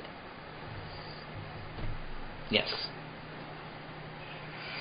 All the way back to Bane. Yep. All of us. This is a long book. Oh my god. It feels very sudden that Tsarmina and Bane are already just kind of almost at each other's throats. Like, they start off as, let's work together. I'm probably going to betray you later, but don't worry, let's work together for now. And now all of a sudden, I hate you. I hate you more. Yep. Oh, and then there's the heckler in the back. Just kiss already. Shut up, Rat Flank. I think I read that fan fiction. Oh God. Of course it exists. And if it didn't, it definitely does now. Yep. I'm writing it at this second. You're sick. Love sick. Anyway, before we get to that, we get but while the 2 are squabbling, we have Abbas Germain back at Brock Hall like, hey, we were all supposed to stay underground and not go after them. And Amber's like, huh, what? I'm sorry, I can't hear you. Yeah. I like that part. And then they all just start laughing. It's pretty obvious that Amber skipped her. They're going to do what they want. Whatever, I'll do what I want. You're not my mom. Oh, hi, Gingerbeer. And yeah, Bella found Gingerbeer. Yay. She really didn't have to search that hard. No. And a lady friend. Huh. That was quick. Yeah. That was it. Yeah. So did they just go to Mossflower's version of Las Vegas, get married, and come back or something? Went through the drive-thru. First thing Gingerbeer did after getting off Cotier was hit up Tinder. Yeah. He swiped right. He swiped right. Oh my gosh.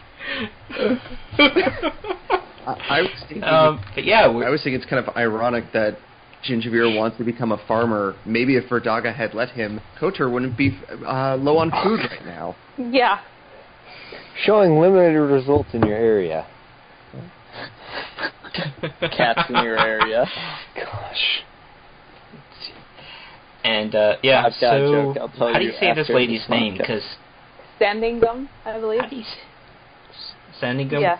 Yeah, she's in one scene and bye. She shows up later. It would have been cool to see Gingerbeer return for the last battle. I don't remember if he does, but it would have been cool for him to at least do that. He doesn't. He stays with taking care of the kids at the farmhouse. I'm just saying it would have been pretty impactful, I think. Yeah. Mm-hmm. Although I don't think he's much of a battler. Like, I don't think we ever see him engage in battle, which I think is okay. Because, like, not all the good guys have to be, like, brave warriors. They can do other stuff, like take care of the kids. Yep. There would have been a good psychological warfare in Tsarmina where she's like, I killed you! And he's like, no, you didn't? What are you talking about? And she's like, oh, I shot one of my old soldiers, didn't I? You shot several, man. He's like, shut up, or I'm going to shoot one more. That's the new Vermin HR. Yeah. I just got here. I just got the job. This is why you quit. At the very end of the book, like, this guy's settling into Ashleg's office, like, all right, it's a new start. I'm going to be part of Vermin HR. Why is there a rock flying at the window? Yeah. Save that joke, Jeremy. We're going to need it. But yeah, so back to Bor. Yeah, he's he's going out to fight Ritfang. He's angry and Wait, what was that? Yes. I said he's angry and scary. Yes. I was going to say he's boring. Well, the chapter artwork shows him in full battle plate, and how anthropomorphic? Yeah, he's freaky. And how anthropomorphic are they? Very here. Yeah. So yes, Martin, both the Hares, Martin's party, and Boar, they just basically, they go right at Ripfang. So, and it's a pretty brutal fight. Yeah. And Ripfang does show up and, yeah, get off my lawn. Not quite. So, and, yeah, he basically says like, okay, hi Ripfang, I'm gonna kill you now. Alright. And, we don't see the famous war cry here that will become pretty much associated with every Salamandastron. There's a different one, though. There's another one. It's not exactly the same, but it's close-ish. He's just kind of like... It's not Eulalia, so... Yeah. You are Yeah. I'm gonna log along. You are Bailey. And then that's where Ripfang's like, what? Like, did you get something caught in your throat? Yep, sorry about that. Shall we try that again? Yeah, that's fine.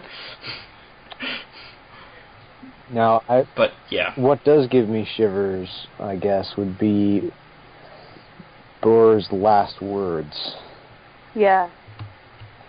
Ah, Ripfang, my old enemy, got you. Now I embrace you as a friend. See. Crunch. And he's like holding him. He's like crushing him to death in one arm and fighting off the horde with the sword in the other. That's a hardcore way to go, man. Yep. Yeah, never accept a hug from the line of Lord Brocktree. It always ends in tears.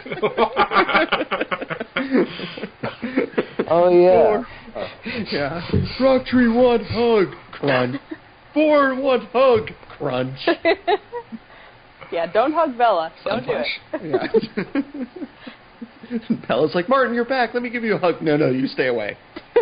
Let me put on my arm first. Nope. Yeah. What about Sunflash? Does he hug that kind of death? I forget. No. I don't know. He's a little bit gentler, though, it seems like. Yes. Yes, he prefers to crush them slowly. Yes.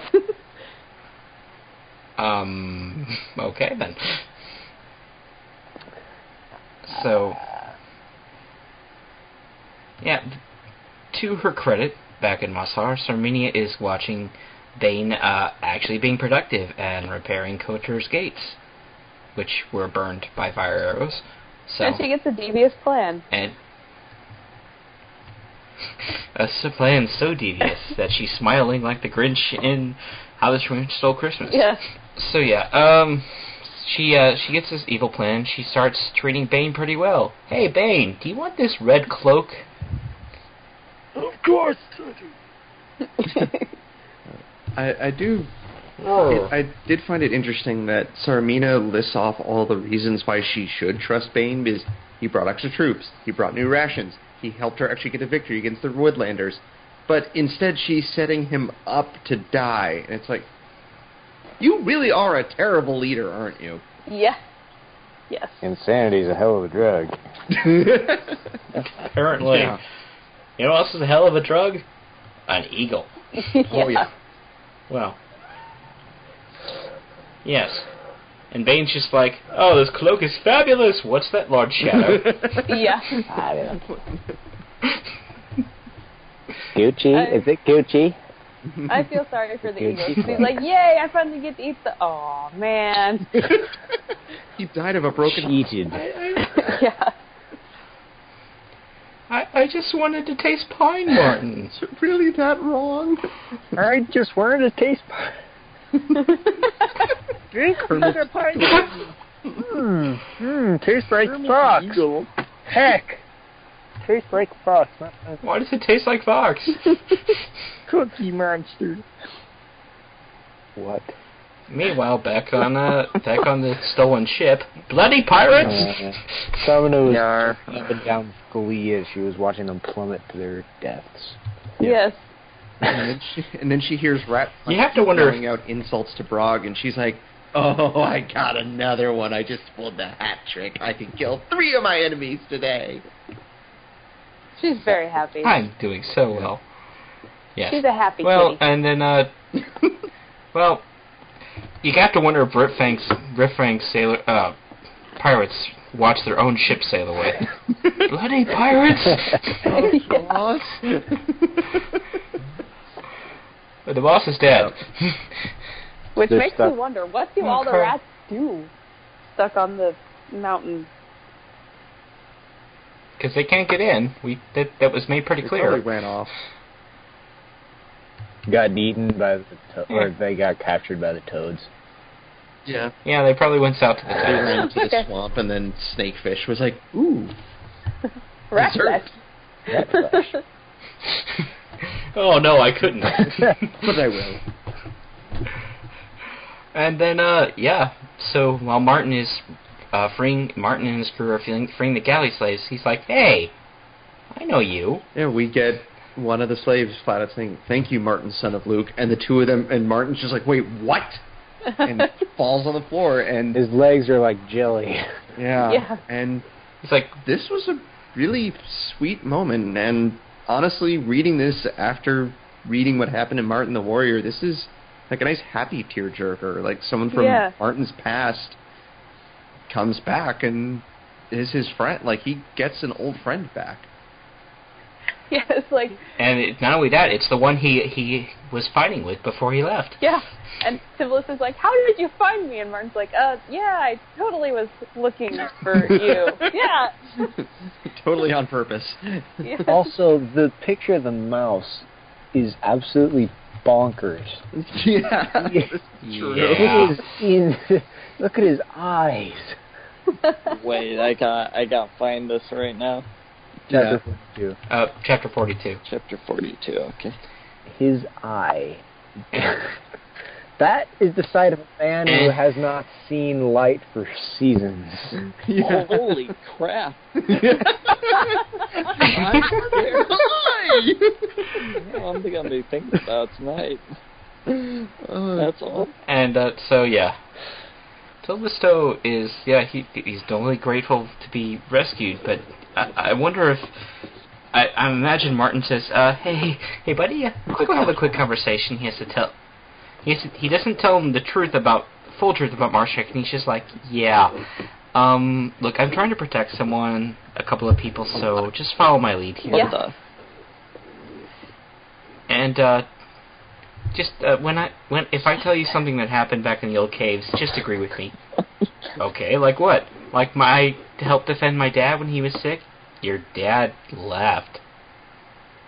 Yeah, I know. And and then Martin's like, hey, what happened to everybody else from the caves? And there's this just deadpan look. I've been trapped on the slave ship. You could put 2 and 2 together.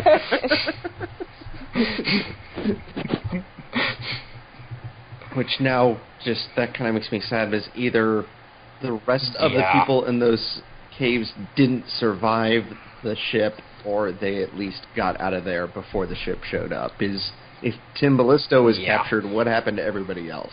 Mm-hmm. Oh. I mean, it was kind of implied that way all the way back in Luke. Yeah. But we never really know the truth, because Tim Ballisto doesn't tell us in this book. True. And spoilers, he doesn't show up after this. Mm-hmm. No. So yes, but meanwhile, Log gets his people back. Some of them, anyway. He's much more interested in the maps, though. Yeah. That seemed kind of cold. Hi guys. Shrews. Yeah. Oh, wow. I mean, usually shrews are more passionate than that. Like, He's like waving them off, like, yeah, cool, whatever, yeah, I told you I'd totally save you. Ooh, this map is interesting. Yeah. But yes, he's like, hey, I know the quick way back to Mossflower, but we'll just have to go against the River Moss. And the current. Meanwhile, back in Mossflower Wood, they're like, why is the river so low right now? Current event. Oh, God. Have they ever considered that trying to fill in land actually takes a heck of a lot of water? Yeah. Mm-hmm. Well. So. They're trying to find a way of figuring it out, and they're either going to have to dam up the river, or wait, which is impossible, or wait until winter when the flooding of the river starts. Well, I think it's spring with the smelting of the snows, but yeah. But by that point, either someone's going to run out of food by that point and get desperate. Yeah. So I also like this small bit where Tsarmina has to deal with Brog. Like, hey, can I go find Bane's cloak and his sword?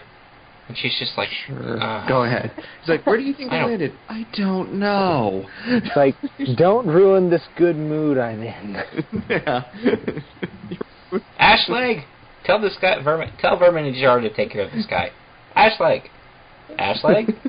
Oh, right. Yeah. Ran off. Kidnapped him. Yeah. So yes, they start damming the river, but yes, it's going slowly. Yeah. And so, meanwhile, then the ship returns, along with probably 100 screws. Screws. One letter can make a whole difference.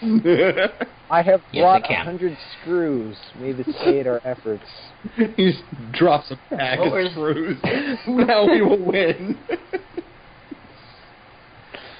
Those they aren't very nice to step on. So, or they could just use Legos. There we go. Oh, come on, that's crude and unusual.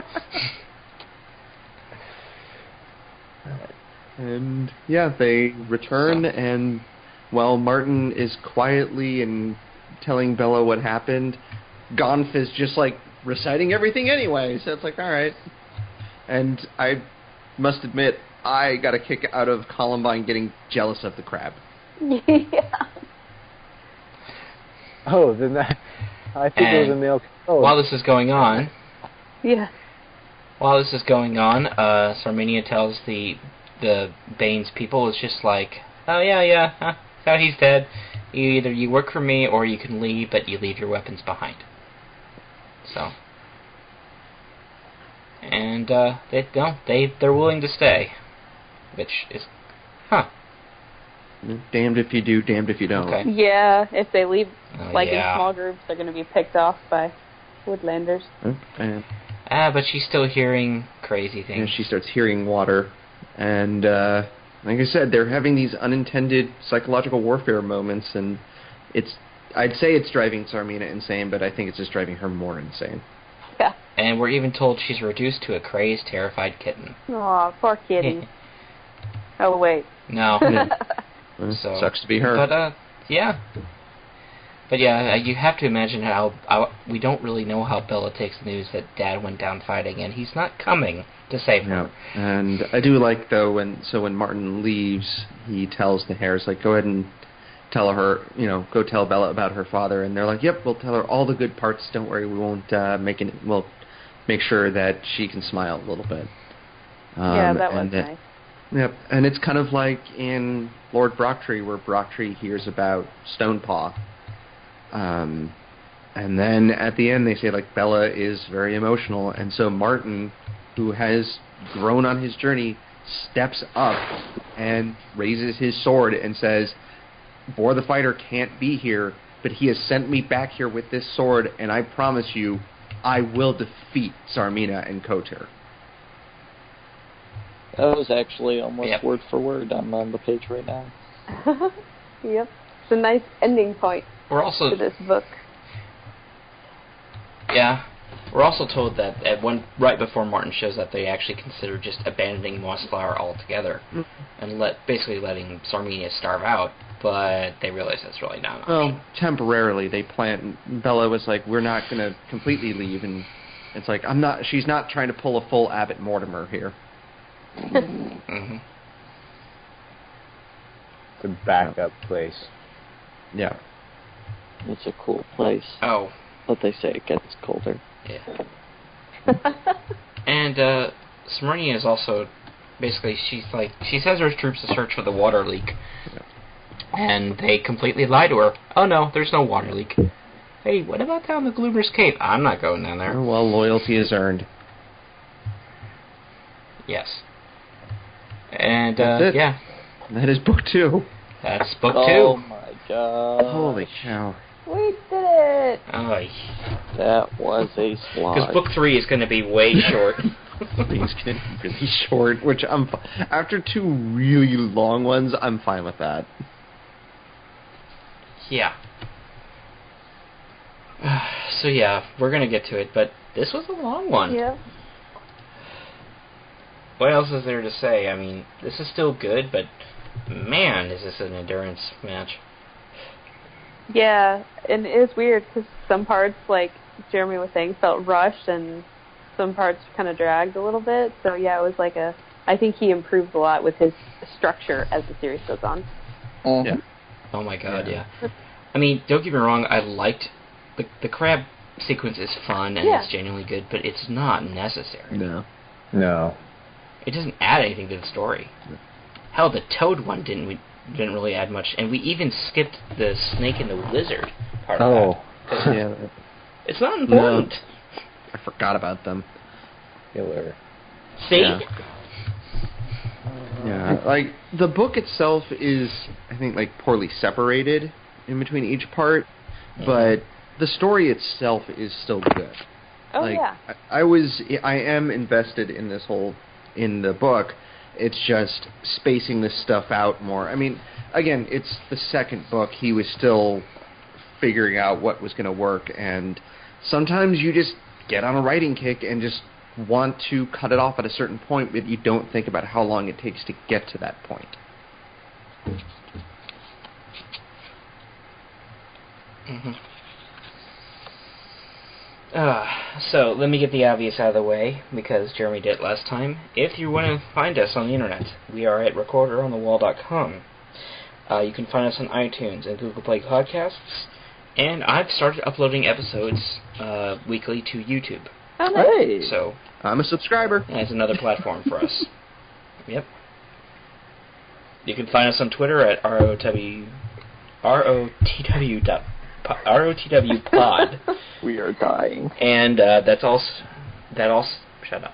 And that is also our email address. That same moniker@gmail.com. And we're on before we get Reddit out of here, guys. and the forum. Oh, yes, thank you. You can interact with us on the Redwall subreddit, Eulalia, and the Redwall forum. Okay. And then before we get out of here, guys, do you have anything you want to promote yourself? Any personal stuff?